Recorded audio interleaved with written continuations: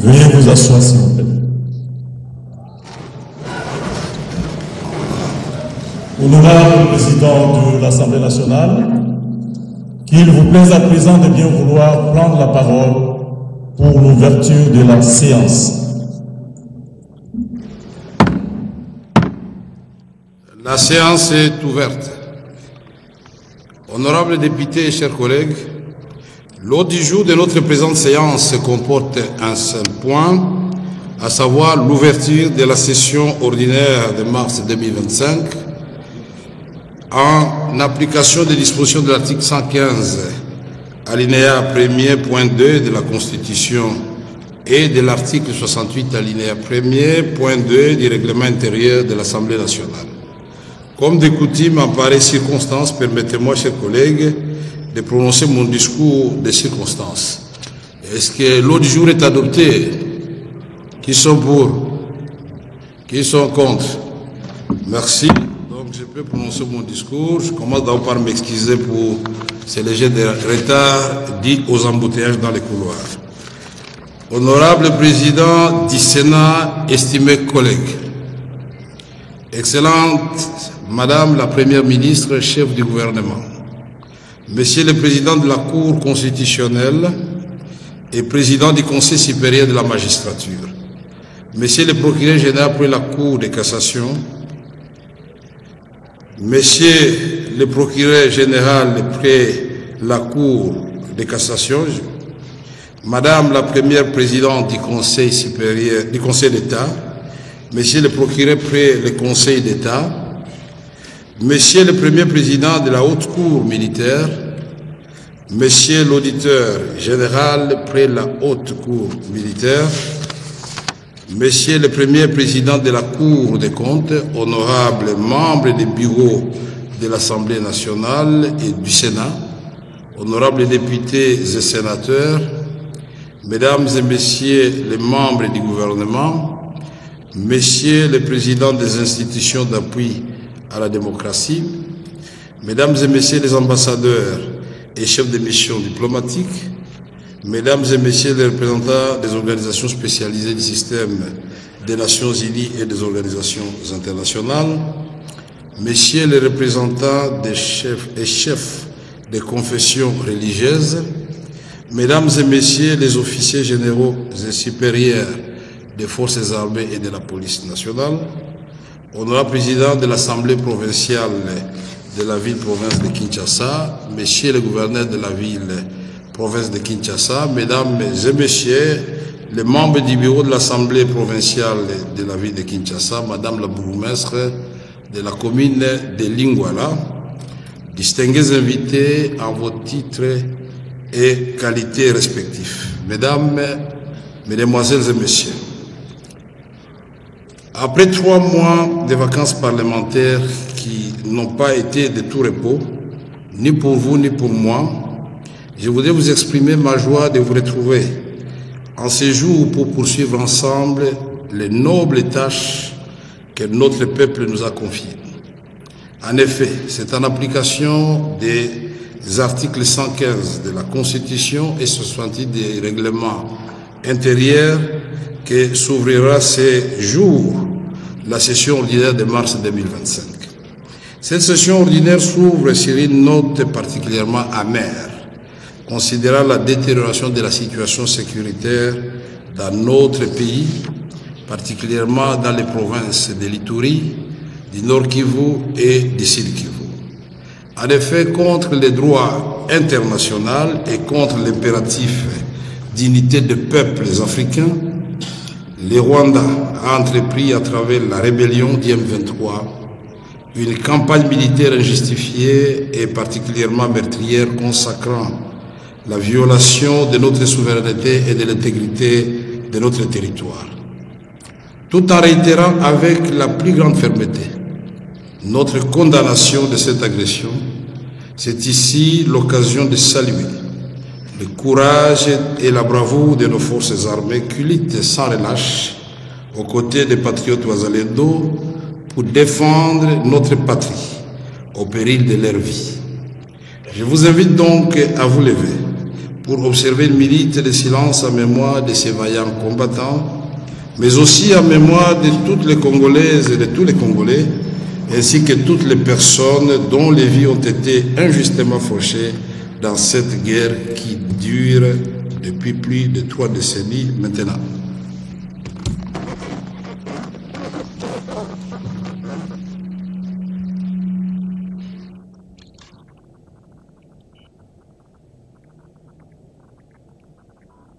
Je vous remercie.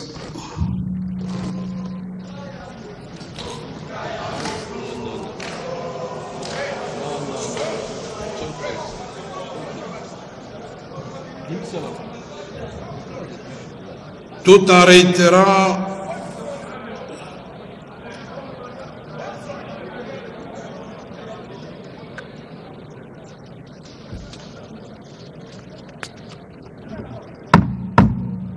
les services de sécurité sont invités à faire sortir toute personne qui va perturber le déroulement de la présente session. Absolument. Honorables députés et chers collègues, distingués invités, cet hommage serait incomplet s'il ne souligne pas la détermination et l'engagement personnel de son Excellence, Monsieur le Président de la République, Félix Antoine Tshisekedi Tshilombo, commandant suprême des forces armées de la République démocratique du Congo et garant du bon fonctionnement engagé et des efforts déployés sur divers fronts pour restaurer l'intégrité territoriale et protéger les populations civiles contre la barbarie de l'agresseur et les multiples violations des droits de l'homme dans les territoires occupés. C'est suite à cet engagement du chef de l'État et aux efforts inlassables du gouvernement que des avancées diplomatiques notables ont été réalisées. Quoiqu'encore insuffisantes, les sanctions et les condamnations internationales contre le Rwanda pour son soutien à la rébellion du M23 sont une étape importante pour restaurer la vérité sur ce conflit qui n'a que trop duré. À ce titre, ici est de souligner l'adoption par le Conseil de sécurité des Nations Unies de la résolution 2773 proposée par la France et qui pointe nommément le Rwanda comme force d'agression en RDC. Dans la même perspective, il y a lieu de saluer les actions diplomatiques de la Belgique, autant que celles du Canada, de l'Allemagne, du Royaume-Uni, des États-Unis et plus généralement de l'Union européenne, qui témoignent de leur volonté à soutenir le peuple congolais dans le rétablissement de la paix et dans la préservation de son intégrité territoriale. Sur le même registre, il est important de féliciter les efforts diplomatiques des pays de la sous-région, notamment ceux de la SADC et de l'EAC, qui sont engagés aux côtés de la République démocratique du Congo pour assurer une paix durable dans le cadre du processus de Luanda et de Nairobi, pilotés respectivement par leurs excellences Joao Lourenço, président de l'Angola, et Uhuru Kenyatta, ancien président du Kenya. Cet élan de solidarité venu des pays amis s'est aussi traduit par le déploiement des troupes de diverses nationalités qui, au nom du principe de l'intangibilité des frontières, ont été engagés au combat, parfois jusqu'au sacrifice suprême. C'est pour moi l'occasion de rendre un hommage appuyé aux 14 soldats sud-africains du contingent de la SAMI-DRC tombés en défendant la ville de Goma. Honorables députés et chers collègues distingués invités, en droite ligne avec l'action de son Excellence, Monsieur le Président de la République, chef de l'État, et en appui aux efforts du gouvernement de la République, l'Assemblée nationale s'est employée vigoureusement à travers la diplomatie parlementaire. À ce titre, nous avons obtenu de l'Assemblée parlementaire francophone, réunie à Montréal en juillet 2024 la condamnation de l'agression rwandaise contre la République démocratique du Congo. Ce principe a été défendu et réaffirmé à l'occasion de notre participation à la réunion du comité exécutif de l'APF tenue à Canton, au Vietnam, en janvier 2025. En outre, nous avons obtenu du Parlement panafricain l'adoption d'une déclaration de solidarité pour la cessation de la guerre en République démocratique du Congo. Le périple diplomatique engagé par l'Assemblée nationale nous a conduits à rencontrer nos homologues de la France, de la Côte d'Ivoire, de l'Égypte, de la Mauritanie, du Ghana, du Maroc, de l'Afrique du Sud, plus récemment d'Israël, pour non seulement épingler l'implication du Rwanda dans la déstabilisation de la République démocratique du Congo, mais aussi condamner la violation de notre intégrité territoriale et appeler à des sanctions contre les forces d'agression ainsi qu'à un soutien diplomatique plus affirmé en faveur de la République démocratique du Congo et ses institutions. L'Assemblée nationale s'est aussi engagée en tant qu'autorité budgétaire à accompagner les efforts du chef de l'État et de son gouvernement, notamment ceux visant l'amélioration des conditions de vie des hommes en uniforme. Cet engagement s'est reflété dans la loi de finances 2025 et continuera à animer les élus dans leur travail d'allocation des ressources publiques, mais surtout des contrôles de l'effectivité de l'utilisation rationnelle des moyens destinés à l'effort de guerre. C'est ici le lieu de remercier les honorables députés qui ont consenti à contribuer à l'effort de guerre en cédant une partie de leurs émoluments. L'honorable Kester a été instruite de procéder dès ce lundi au versement des montants collectés au compte ouvert par le gouvernement à cet effet. Merci, honorables députés. Honorables députés et chers collègues, distingués invités, à la demande expresse de son Excellence Monsieur le Président de la République et conformément aux dispositions des articles 116 de la Constitution, 69 du règlement intérieur de l'Assemblée nationale, une session extraordinaire a été convoquée en décembre 2024, comme l'a souligné tout à l'heure mon collègue du Sénat. Les honorables députés et sénateurs ont été invités à réfléchir sur les stratégies diplomatiques et politiques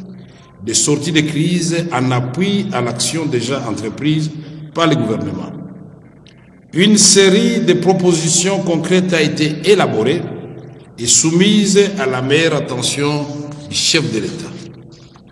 Considérant l'urgence de la restauration de l'intégrité territoriale et à titre exceptionnel, l'Assemblée nationale a organisé des auditions en commission de certains membres du gouvernement pendant les vacances parlementaires.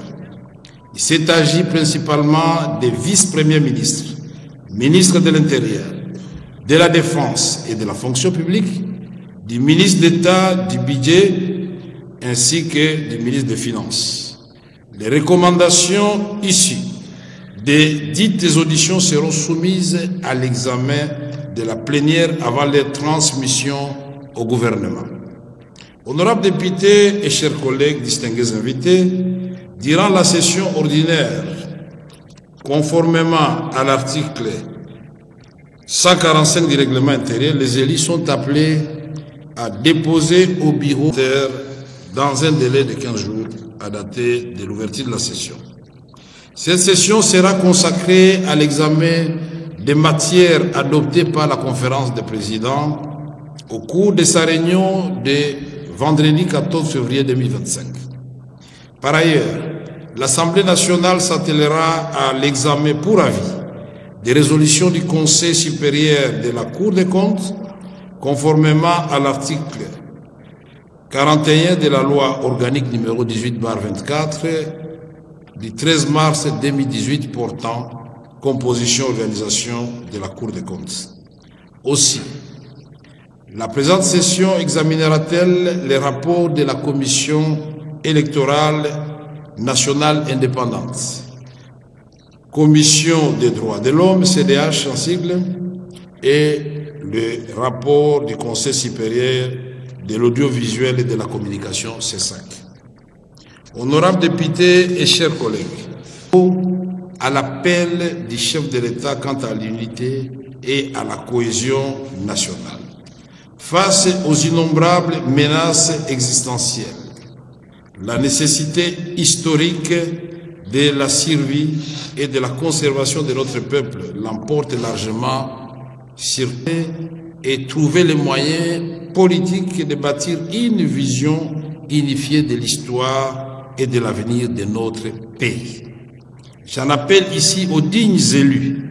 de notre peuple de s'engager avec sincérité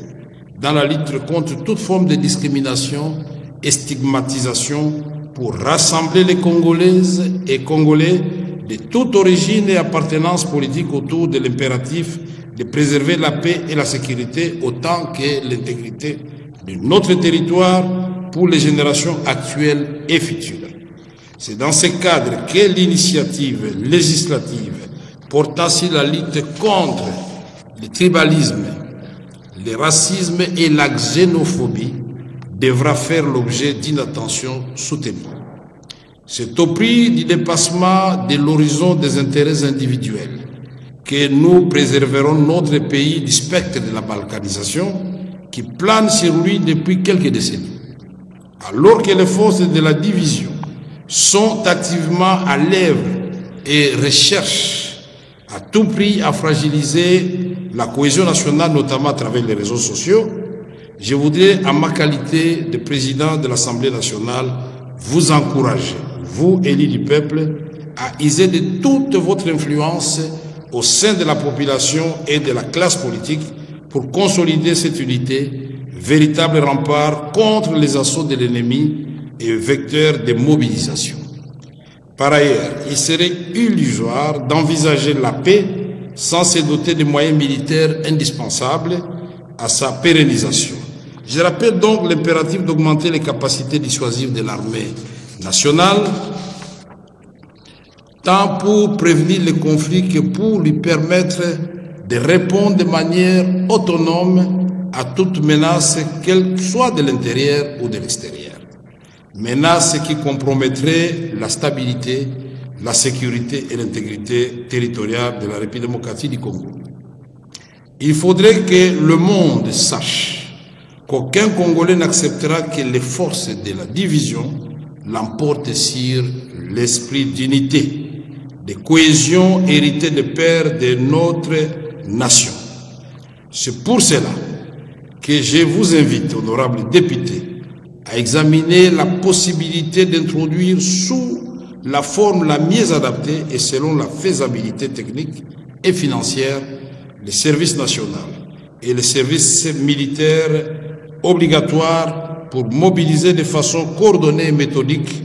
les forces vives de la nation, particulièrement notre jeunesse, au bénéfice de la défense nationale.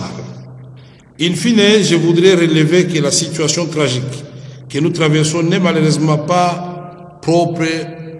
à notre pays. Dans le monde en général et particulièrement en Afrique, sur le continent qui est le nôtre,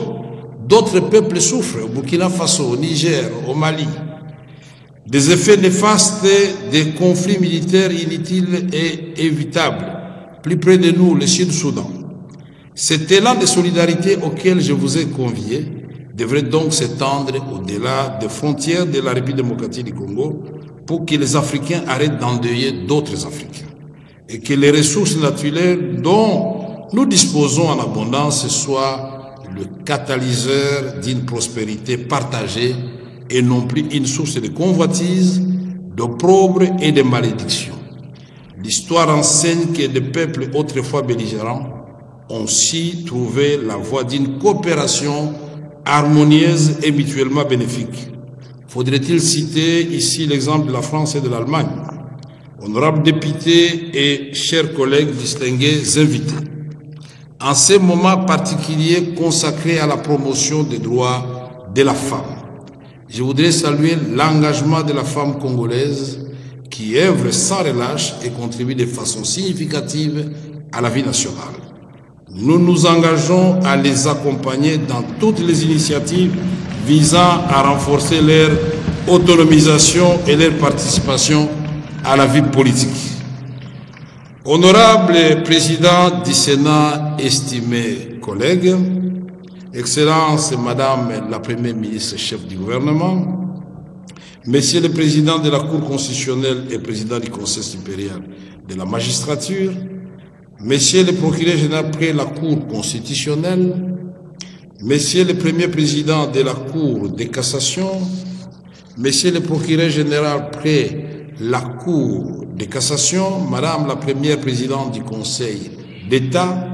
Monsieur le Procureur général près le Conseil d'État, Monsieur le Premier Président de la Haute Cour militaire, Monsieur l'Auditeur général près la Haute Cour militaire, Monsieur le Premier Président de la Cour des comptes, honorables membres des bureaux de l'Assemblée nationale et du Sénat, honorables députés et sénateurs, Mesdames et Messieurs les membres du gouvernement, Messieurs les présidents des institutions d'appui à la démocratie, Mesdames et Messieurs les ambassadeurs et chefs de mission diplomatiques, Mesdames et Messieurs les représentants des organisations spécialisées du système des Nations Unies et des organisations internationales, Messieurs les représentants et chefs de confessions religieuses, Mesdames et Messieurs les officiers généraux des forces armées et de la police nationale, honorable président de l'Assemblée provinciale de la ville de Kinshasa, Messieurs le gouverneur de la ville-province de Kinshasa, Mesdames et Messieurs les membres du bureau de l'Assemblée provinciale de la ville de Kinshasa, Madame la bourgmestre de la commune de Lingwala, distingués invités en vos titres et qualités respectifs, Mesdames, Mesdemoiselles et Messieurs. Je voudrais terminer mon adresse par une note d'espoir et d'interpellation, en disant à nos populations de l'Est actuellement en proie à des violences de tout genre, que quelle que soit la durée de la guerre, la victoire appartient à la paix et elle sera restaurée. Au président de la République, chef de l'État, je voudrais exprimer ces mots, inspirés des Saintes Écritures, du livre des Psaumes, chapitre 32, verset 8, qui dit « Je t'instruirai, je te montrerai la voie que tu dois suivre, je te conseillerai, j'aurai le regard sur toi. » Que le Saint-Esprit vous inspire, Monsieur le Président de la République, et vous guide en ces temps particuliers pour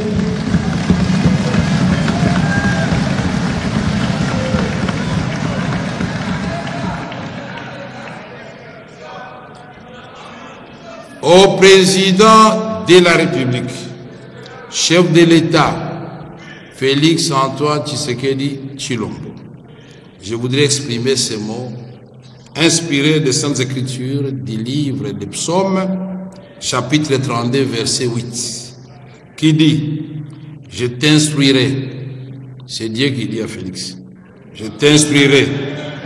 je te montrerai la voie que tu dois suivre, je te conseillerai, j'aurai le regard sur toi. » Que le Saint-Esprit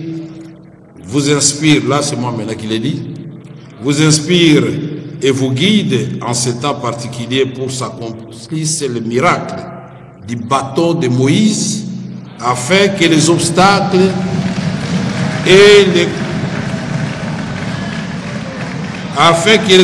les plus coriaces soient brisés et que les voies les plus inattendues soient ouvertes vers la paix, le progrès et la prospérité de notre pays et de son peuple et de l'ensemble de l'Afrique. Que Dieu bénisse la République démocratique du Congo et son peuple. Je vous remercie.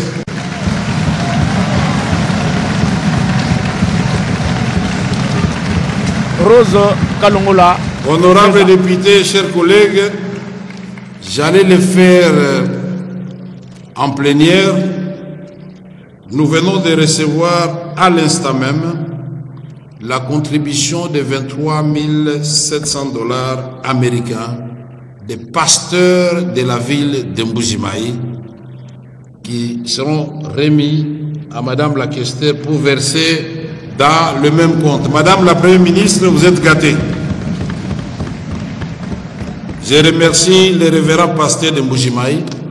Si ceux de Kinshasa qui sont très nombreux pouvaient faire la même chose,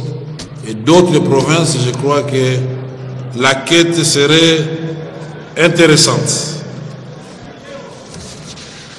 Honorables députés et chers collègues,